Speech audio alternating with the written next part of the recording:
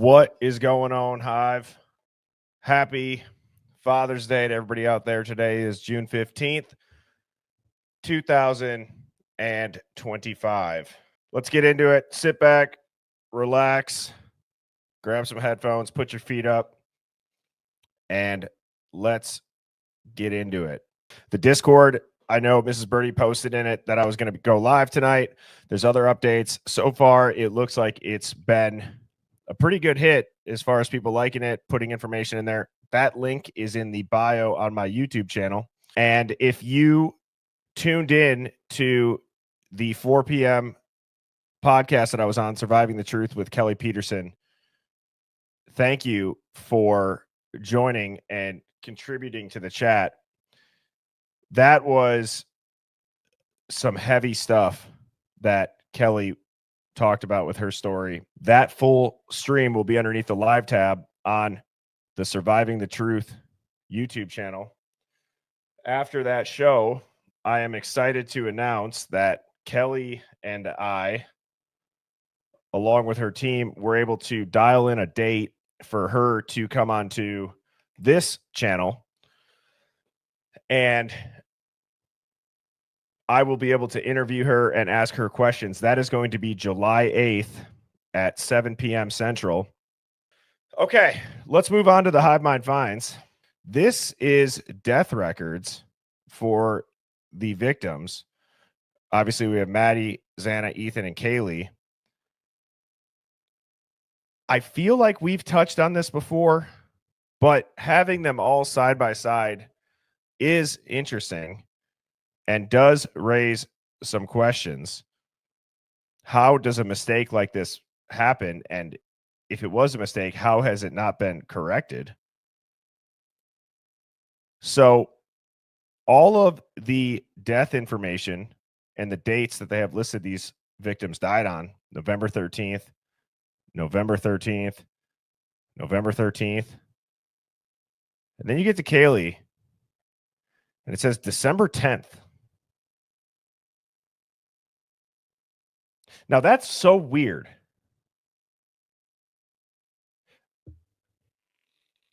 I've been racking my brain since I've put this slide together, trying to think of an explanation as to how this could have happened. And again, why has it not been corrected? There's so much oddity with the death certificates, dates of the death. I believe that question is a reasonable one. It's not even like it was just one letter, or I'm sorry, 1 month and 1 day off, like it was an obvious mistype. It's the 0 and the 3 are nowhere close to each other on the keyboard, and it's an entire month later. So I don't know what to make of that. And that's kind of what I was thinking. Like, I don't know if that's real. I don't know if that's a mistake. Okay, so yes. So Allie was saying that she was the one who sent this to me. Even weirder is that Brian's info has all been removed from the same site, so it's clearly up to date, in my opinion. I agree, because I was reading what you wrote also with it. That is absolutely wild. So that is a great catch. I'd be curious for an explanation on that. All right. Now, this creator, Translucent, we're going to see this creator's video here in a few slides. This was sent to me. I had not seen this before, or maybe I've seen this thumbnail. Like, I feel like this thumbnail I've scrolled by, but this is the description of the video. We're going to watch it here. It's a short clip. It says, we subscribed to the AMS site and determined that the 2 mind-blowing clips were taking an hour south of where Bryan claimed to be that night. Despite the cloudy conditions, an intense burst of blue light lit up the sky, and the members of the site reported complete silence. No boom, no crackle, just eerie silence. After some digging, we determined that this was caused by the northern torrid meteor shower on November 13th, 2022 at 4:36 a.m. Moscow time. We're talking about dedicated enthusiasts, eyes glued to the sky, waiting for something extraordinary.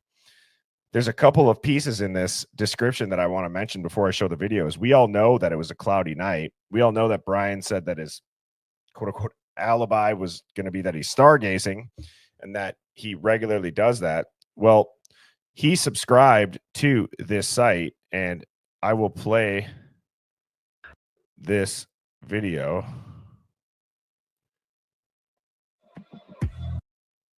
One second.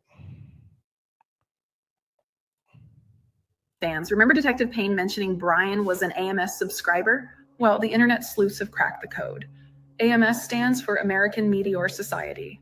For just $15 a year, you can join this cosmic club and become a meteor hunter extraordinaire. Members get the inside scoop on when and where the next celestial light show will happen. But here's the kicker. It's not just about watching. These stargazers are citizen scientists posting their observations, photos, and videos online. I mean, that's crazy. We subscribed ourselves to the AMS site. We determined those two mind-blowing clips were taken an hour south of where Bryan is claiming to be that night. Even though it was cloudy, an intense burst of blue light lit up the sky. The members of that site say it was completely silent. No boom, no crackle, just eerie silence. So what could cause such a bizarre phenomenon? Well, after some digging, we determined that on November 13th, 2022, at precisely 4:36 a.m. Moscow time, the northern torrid lit up the sky. So Bryan wasn't your average night owl either. We're talking dedicated enthusiasts, eyes glued to the sky, waiting for something extraordinary.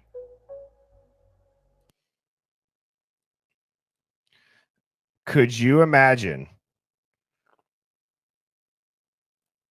if Bryan has a photo of the sky that night on his phone? Now,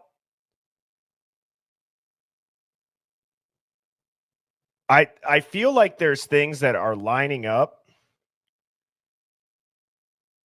that on both sides. Like this is as far as Bryan Kohberger's whereabouts that night, Hive, I think we're seeing two completely split narratives. It's going to be almost like two alternate realities is an analogy that I would use. You're either going to see people that, or you're going to start to hear maybe a narrative of Bryan Kohberger might have an alibi where he says he was stargazing. Okay. Do you think that his defense team would put that out as a potential alibi just on a whim? That I hope the jury, I hope that everybody listening can just take his word for it. Or are we going to take the word of a DoorDash driver with a suspect past saying that she puts Bryan Kohberger at the scene? So I think that that is a very interesting thought process to think through. And that's, holy hell. What if, again, the defense may be appearing weak when they're strong with the alibi? Now, unless he has proof, what would the point be of saying he was stargazing? Because maybe, like, where my brain goes is thinking back to in Dateline, for whatever that's worth, I guess.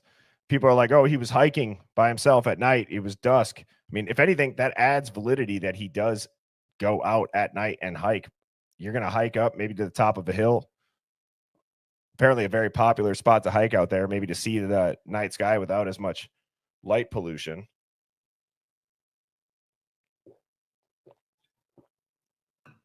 If his phone, it's just weird how like SG and a lot of the narrative, they will pick apart and frame it in a way of, no, they could tell how his phone was turned off. He held the button. They knew how much battery it had when it turned off.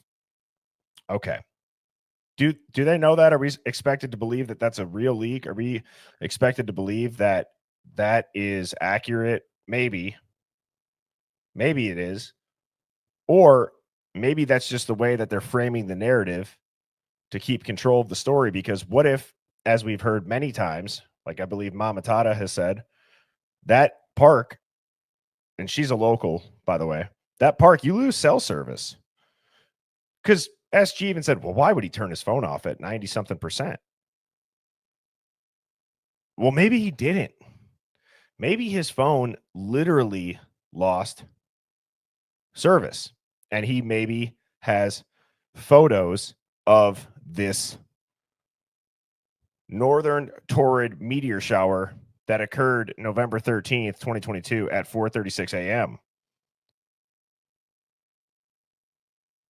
So who's to say, too, that if he was driving by and if it was him at the gas station, he's not just grabbing a Coke or a Gatorade before he goes out to a rural area for a few hours? I don't know. But I digress. This, I don't know how I haven't seen this yet. I actually am going to get out of this presentation mode here so I can zoom in. All right. Obviously, Bryan Kohberger. But on the right here, if you don't know, that's Bryan Kohberger's sister. Okay, so look at this face. That's Ann Taylor. Who does that kind of look like? Is that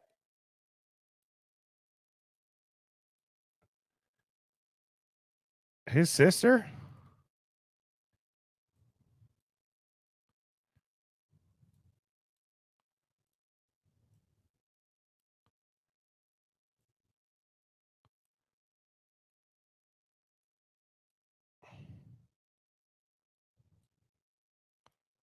Maybe?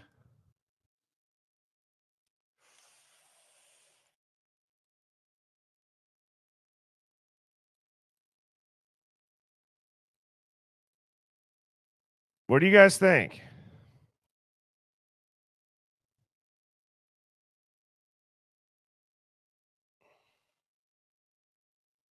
The hair certainly looks similar.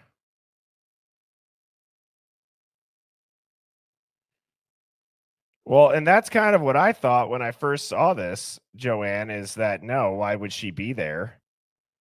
I don't know. I mean, you think about Steve G's running his own investigation, maybe trying to get evidence or records or details of stuff. Maybe she was doing the same. I mean, it could just be a staffer of someone on Ann Taylor's team. But and I think D Smalls just hit the nail on the head. It's because you don't trust anyone you send your family with your lawyer. Now, this next Hive Mind, I believe, is a video off of Reddit that shows, well, I'll just show you guys here.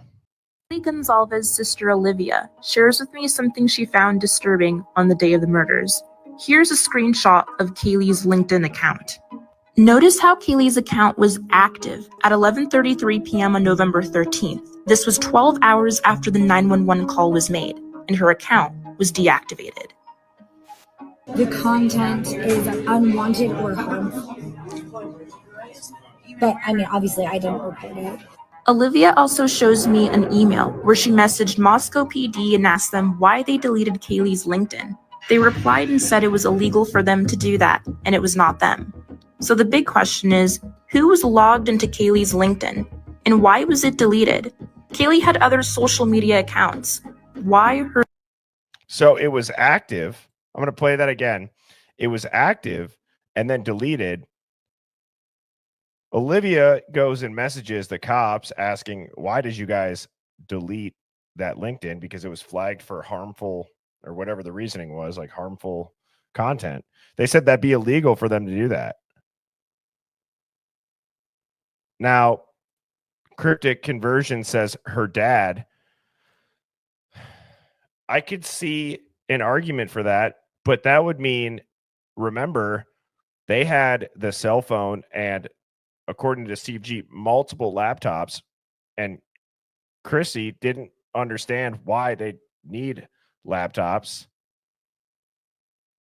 right? Why would that be evidence? I think that's fairly obvious. So how is he accessing her LinkedIn? Does he know her passwords? Because he would probably be having to do it off of his own phone or his own PC. Okay. So this Hivemind Find actually comes from Phoenix. This pattern of awkward behavior around women followed by rejection had been emerging for over a decade now. That semester, an investigative source told People.com Kohberger slipped into the Instagram DMs of one of the young women who lived in the King Roadhouse. He messaged her repeatedly. "Hey, how are you?" he asked. She didn't answer. So I have a question.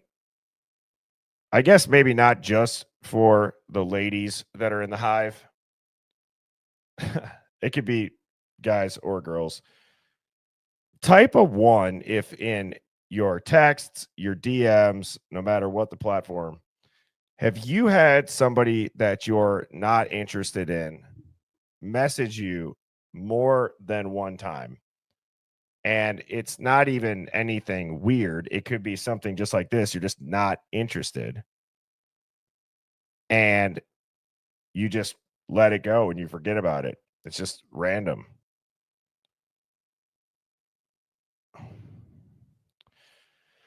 You know, I look at the chat right now. It's not like the, oh yeah, look at everyone's so thirsty for me. No, I just think it's something. It's a message. College kid wanting to meet friends. Maybe he thought she was pretty. It doesn't even have to be with nefarious intent.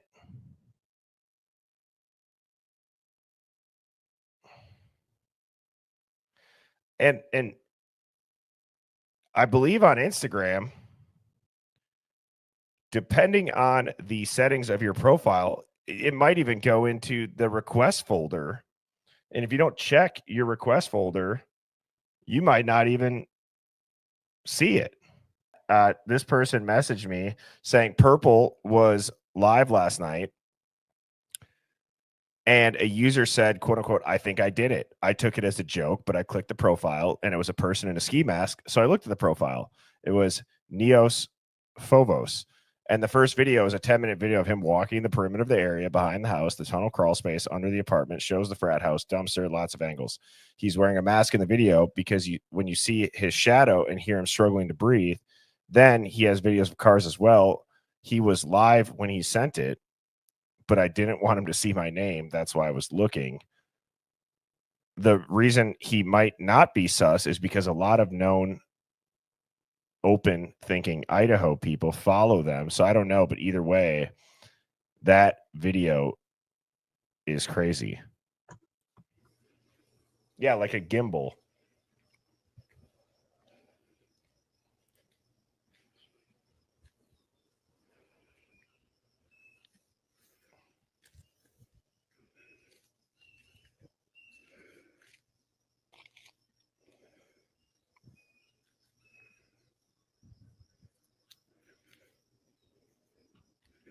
And this was just taken last week, about 8 days ago. Christ.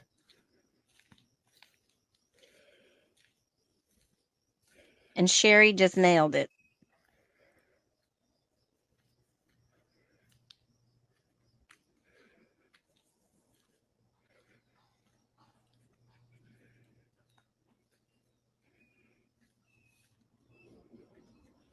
See, why would you possibly zoom in there?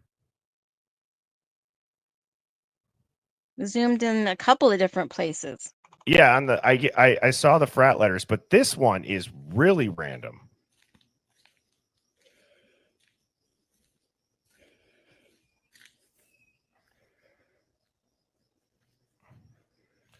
Could this be where all of the noise came from on the Linda Lane footage? Is right underneath here?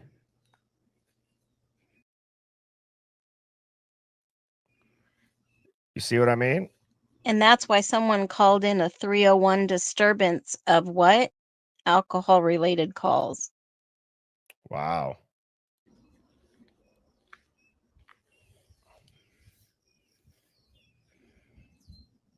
That's the area where the newspaper got. Yep.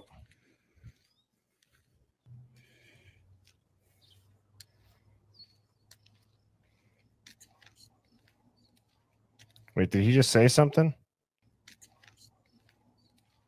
Did you guys hear that?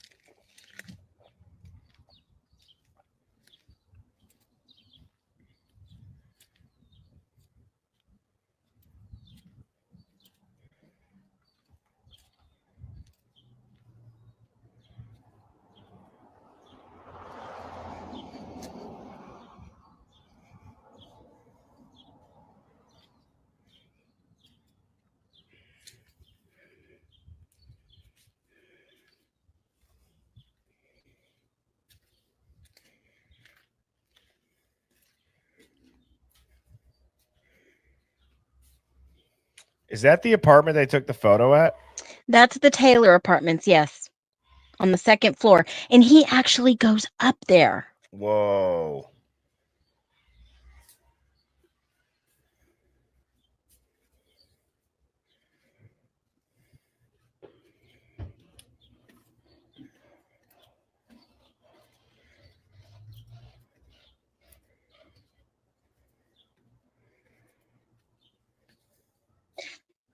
I don't think this guy has asthma or out of shape that I know of, but I think this was like a really emotional video.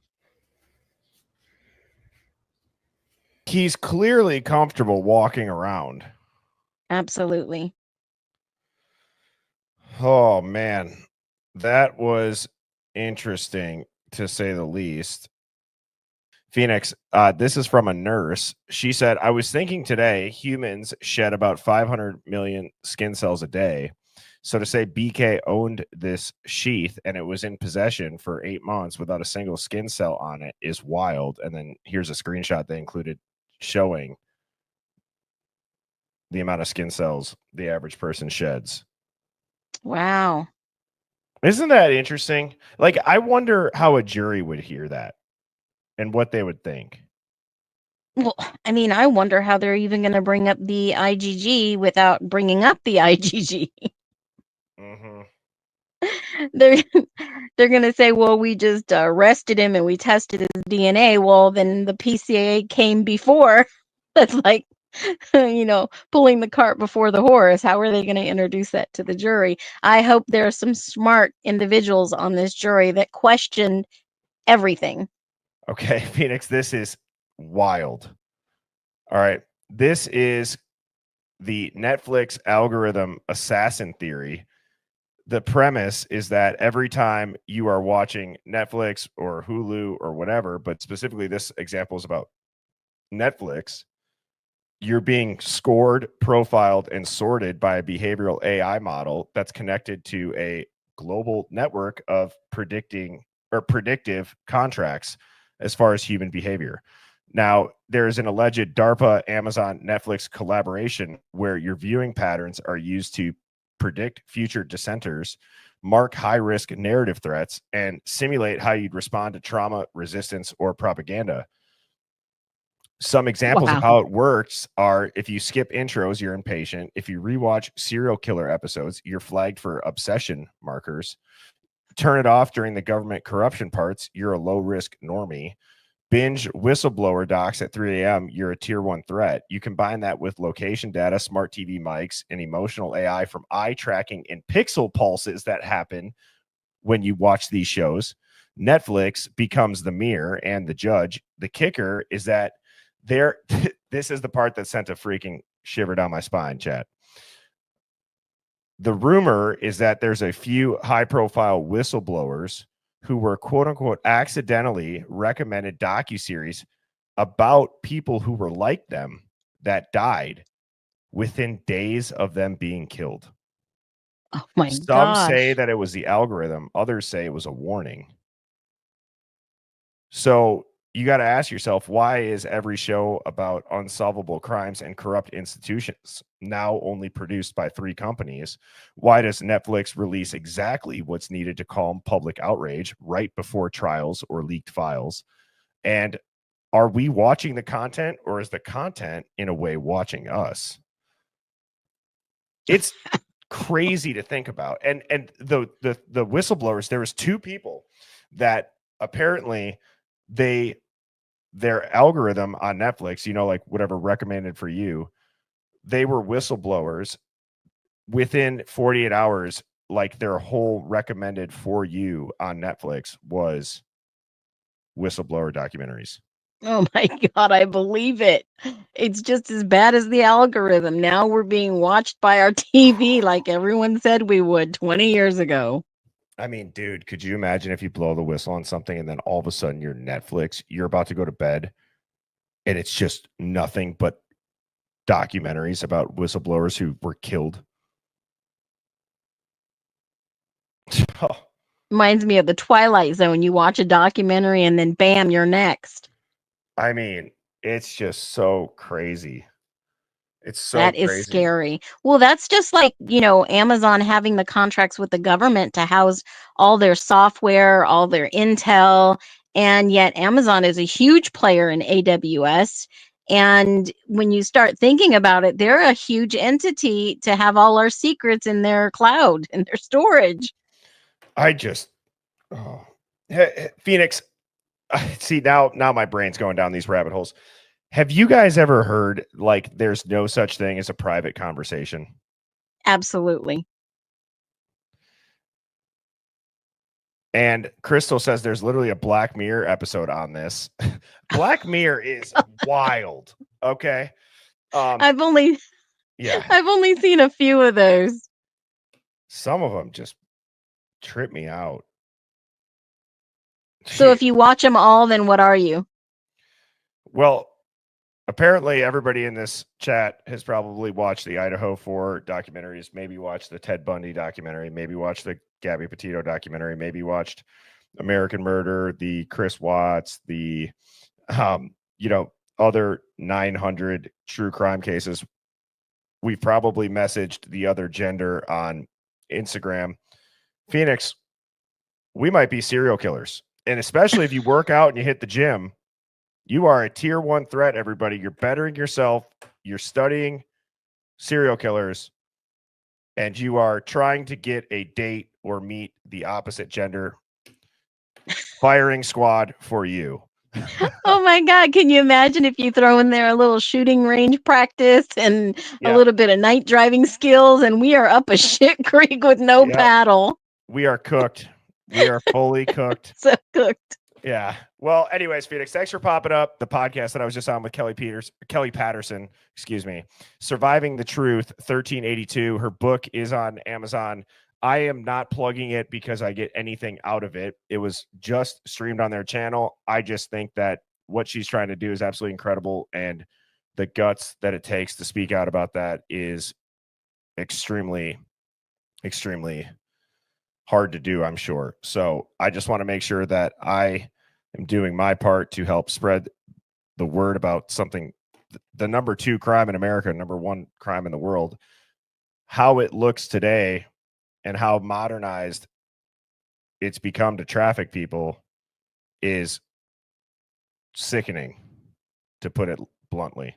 So I will, if you guys are asking how to join the Discord on my channel, if you go over and you click more by links, it says join the Hive Mind. The link is here. Okay. All right, everybody. Have a great night. Sleep good. Cheers. Thanks, Phoenix. Have a good night. Yep.